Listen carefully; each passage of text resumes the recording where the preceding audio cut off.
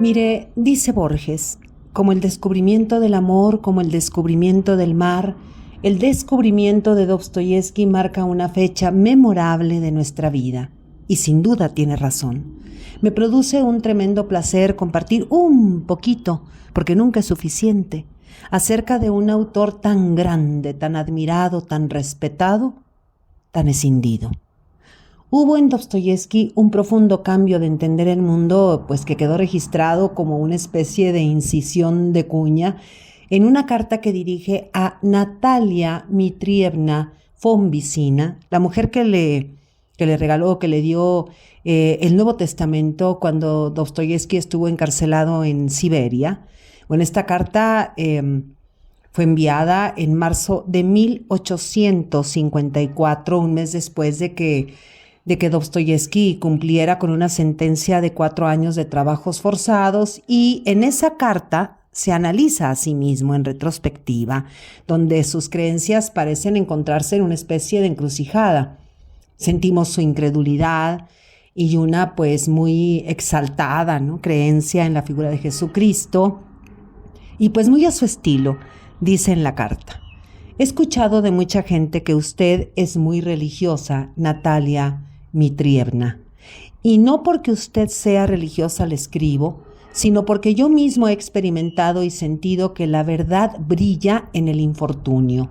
Y en lo que a mí se refiere, yo soy un hijo de mi tiempo, hijo de la incredulidad y de la duda hasta el día de hoy, y lo seré también, estoy seguro, hasta la tumba.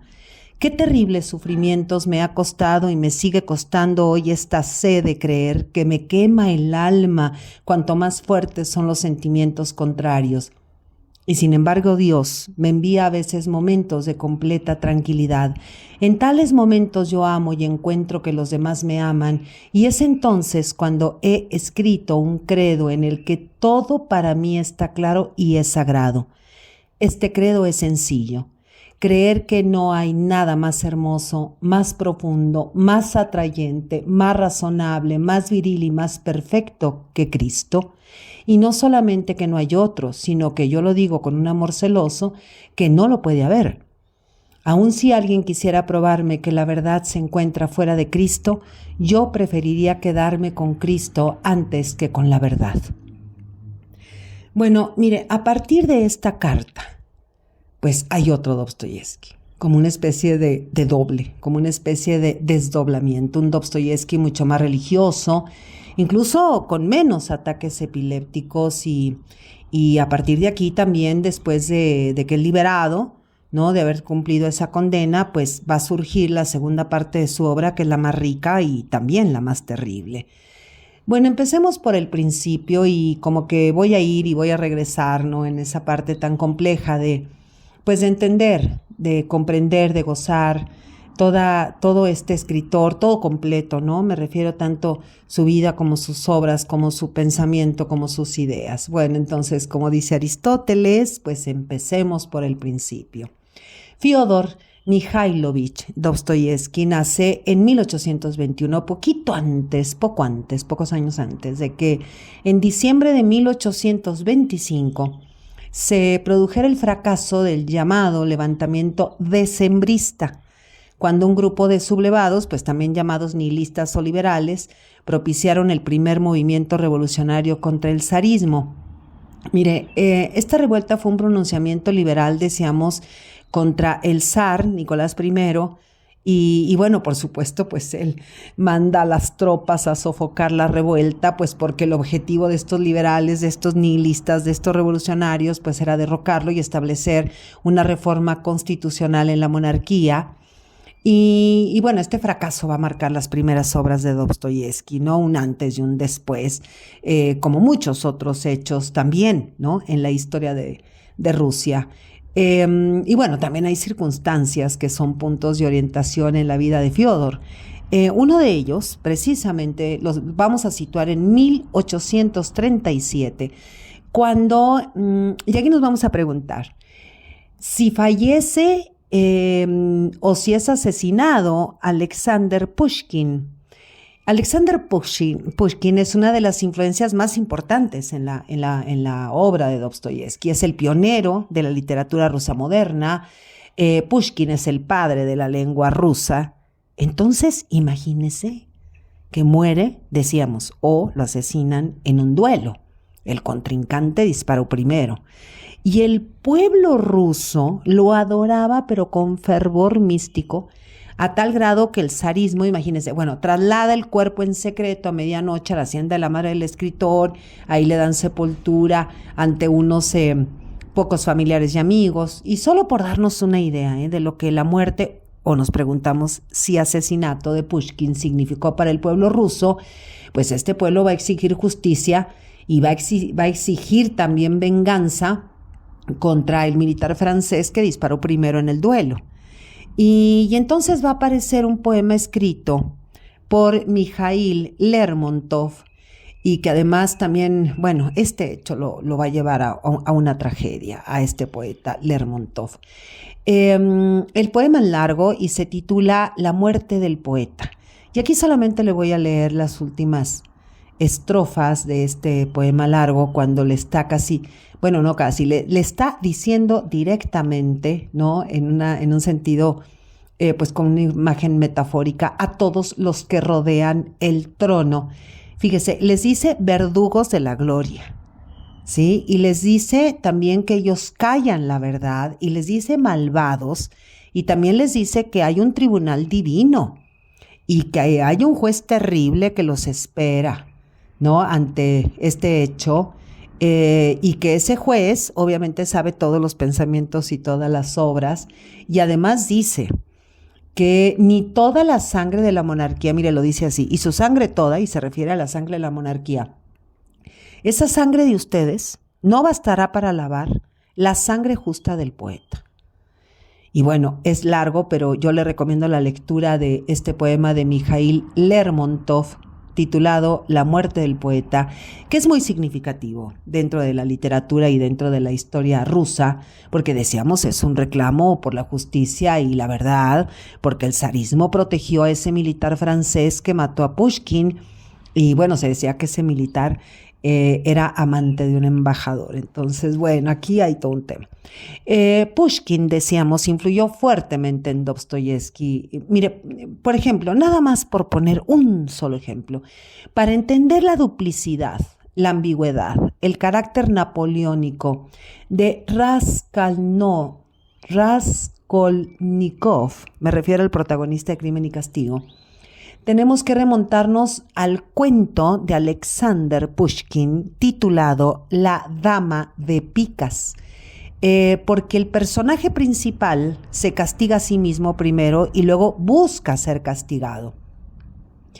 Bueno, ese mismo año de la muerte de Alexander Pushkin, en 1937, cuando Dostoyevsky tiene 15 años, muere la madre, muere de tuberculosis, y este hecho va a arrastrar a Fyodor a un calvario, porque el padre, quien ya sea padecer con feroces ataques de ira a sus hijos, pues después de la muerte de la culta y religiosa María, su esposa, perderá el control totalmente debido al alcoholismo.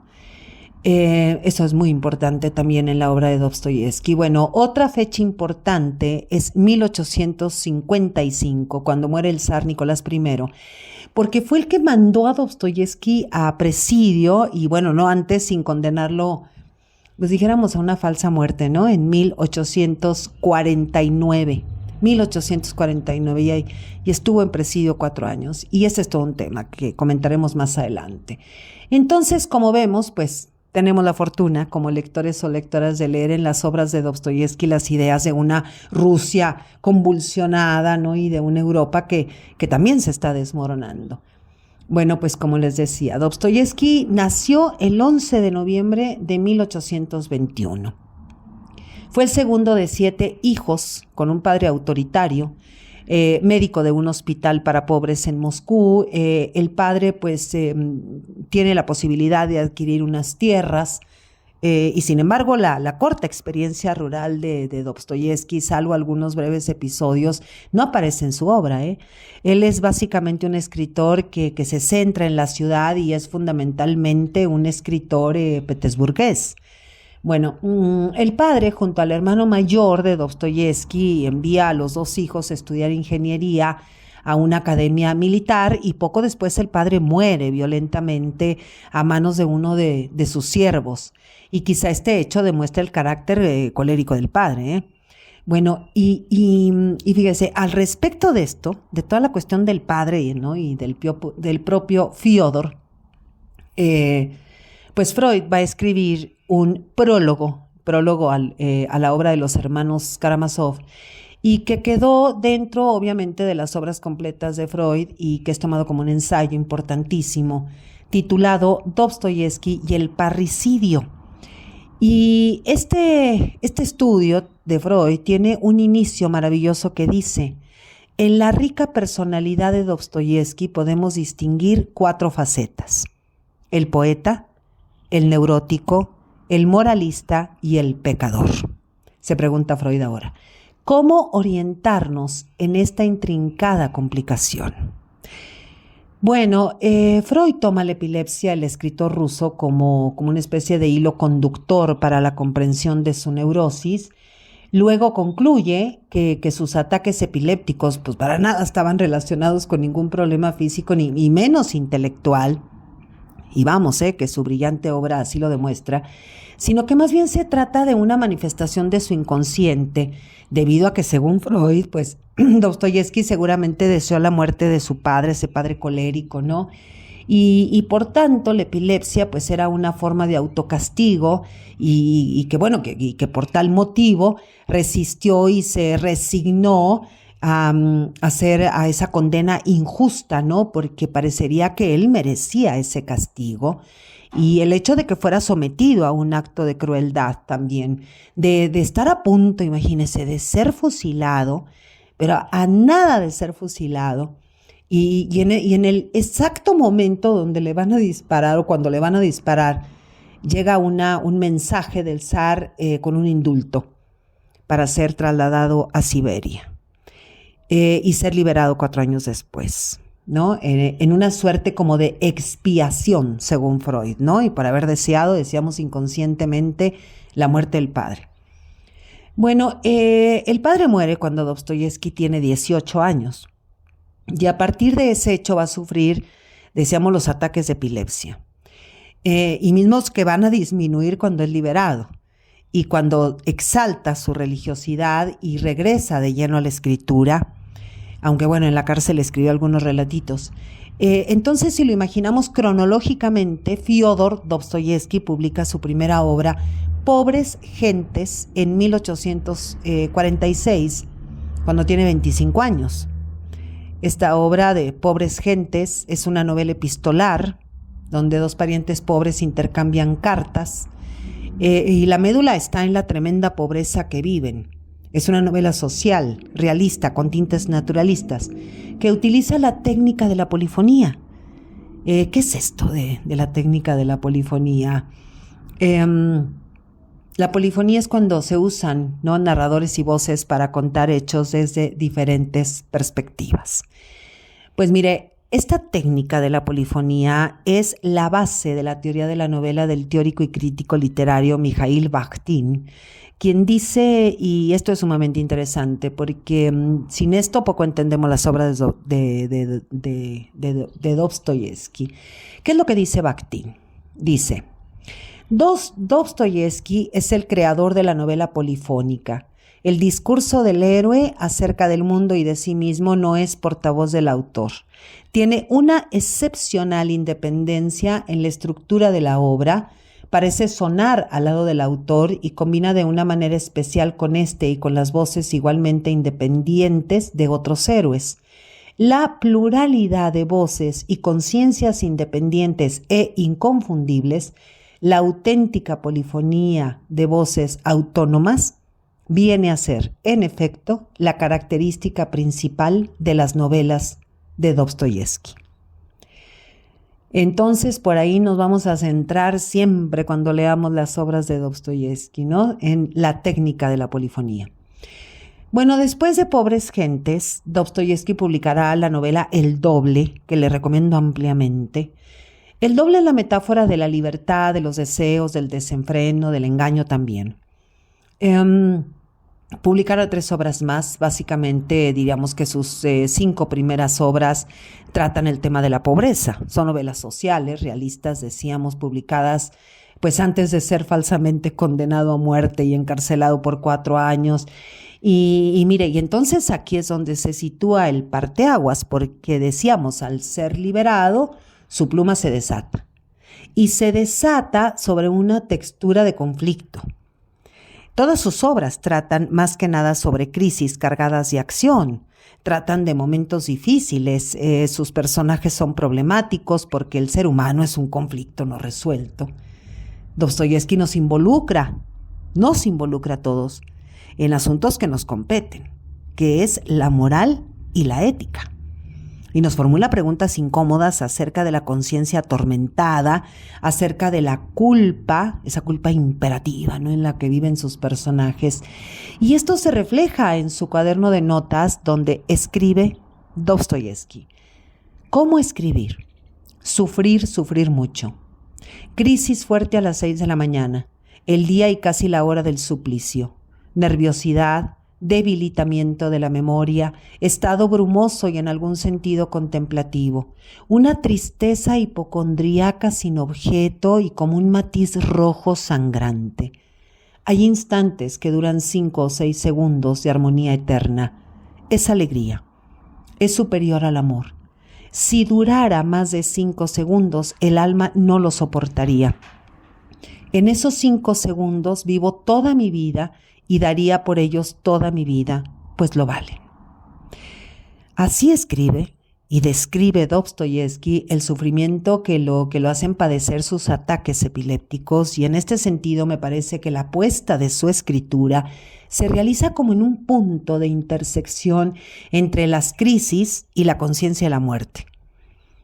Bueno, fíjese, Nietzsche dijo de Dostoyevsky que Dostoyevsky era el único psicologista, y está traducida así la palabra, no dice psicólogo, dice psicologista, del que tenía algo que aprender. Casi le digo que se vuelve imposible leer Crimen y Castigo, y yo pensaría que casi todas sus obras de la segunda etapa, sin pensar en Nietzsche, empezando por la lúgubre naturaleza de la moral de Raskolnikov, una moral claroscura, Bueno, sin duda Nietzsche leyó a Dostoyevsky. Incluso en el ocaso de los ídolos se refiere a él, como ya dijimos, en el único psicologista del que he aprendido algo. Y es por estas evidentes conexiones ideológicas entre Raskolnikov, el protagonista de Crimen y Castigo, y las ideas acerca de la moral de Nietzsche, entre más. Bueno, hay que leer a Dostoyevsky despacito y con cuidado. Y sobre esto, sobre todo también porque Hermann Hesse es una maravilla. Escribió sobre Dostoyevsky, le voy ahora a leer lo que escribió. Dice: tenemos que leer a Dostoyevsky cuando nos sentimos afligidos, cuando hemos sufrido hasta el límite de nuestra capacidad de sufrimiento y cuando sentimos la vida como una sola herida ardiente y abrasadora. Cuando respiramos desesperación y hemos padecido muertes de desesperanza. Entonces, cuando miramos desde la miseria la vida, solitarios y paralizados, y ya no la comprendemos en su crueldad salvaje y hermosa, y ya no queremos nada de ella, entonces estamos abiertos a la música de este poeta terrible y espléndido.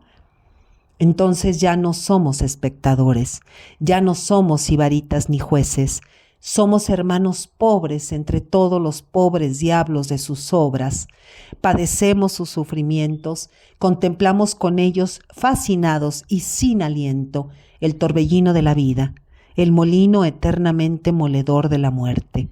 Y entonces oímos también la música de Dostoyevsky, su consuelo, su amor, Solo entonces experimentamos el maravilloso sentido de su mundo aterrador y a menudo infernal. Qué bárbaro, Hermann Hesse. Miren, esta parte a mí me parece importantísima, ¿no? Para Hermann Hesse, ¿en qué momento uno tiene que leer a Dostoyevsky? Porque además dice, bueno, sí, es aterrador, pero también es maravilloso y también nos da una cantidad de cosas para entender la crueldad, ¿no? Y para entender los claroscuros de la moral. Y Dostoyevsky es la polifonía de la miseria y el desamparo. Dostoyevsky es la polifonía de lo infinitamente conmovedor, de la ingenuidad, de la delicadeza, del misterio, de la más terrible caída y de la más elevada salvación. Soy Margarita Díaz de León, Literatura en Espiral.